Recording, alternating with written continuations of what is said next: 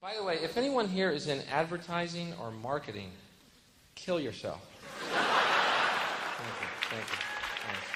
Advertising has made a very bad name for itself. We don't trust it or want much of it around, so it's resorted to springing up on us in unexpected places.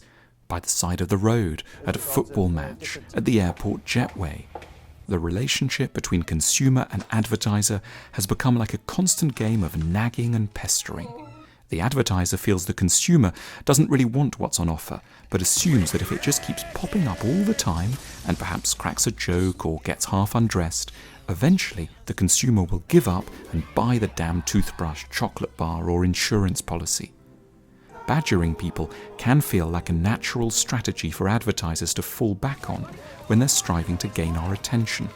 After all, this is what we all did when we were young and had no other options. A 6-year-old has no capacity to rationally persuade her parents to buy her a goldfish, but she will instinctively assume that asking 1,000,000 times might just work, and occasionally it does.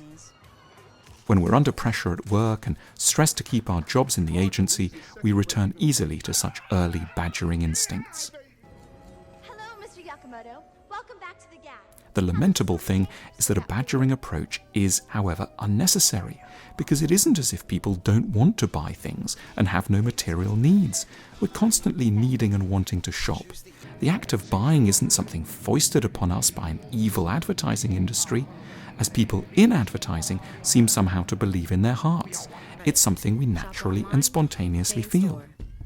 However, at present, there's simply no incentive for us to tell advertisers about what we might need because we don't trust them not to keep bugging us if ever we were to reveal more about ourselves. They've annoyed us far too much already for us to let on about our interests. We don't want to tell them that we're potentially in the market for a new car and wouldn't mind being shown some options for a nice woolen jacket. We'd never share such private information because we suspect how it might then all go. We'd be bothered ad nauseam, possibly for decades. We wouldn't be presented with a real range of options, and our details would be passed on to other firms selling utterly offbeat things like inflatable dinghies and lunchboxes. So instead, we just lie low and remain deeply guarded about sharing anything about our lives, which is what in turn leads advertisers to bully us and spy on us, to track our online moves, and when they're really fed up and desperate, to bung up our computers with pop-ups. The relationship between customer and advertisers has ended up marked by a total lack of trust on both sides. Customers don't trust that advertisers will look after their real needs, and advertisers don't trust that customers will listen to an honest pitch. However sad, this does hint at the shape of an eventual answer. If advertisers became more responsible and could be trusted not to foist random things on people, then we would tell them about ourselves and our needs. The more we thought well of them, the more details we'd reveal, as we might to a friend.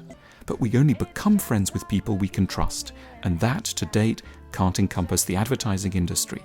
If these people want to earn our time and sincere attention, then they need to stop tracking us with cookies and trying to show up with hardly any clothes on in weird places.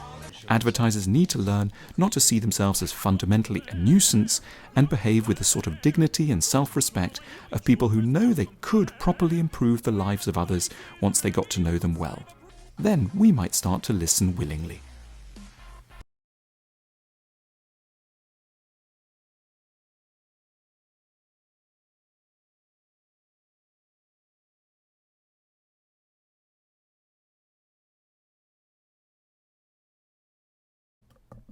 If you like our films, take a look at our shop, theschooloflife.com/shop. You'll find lots of thoughtful books, games, stationery, and more.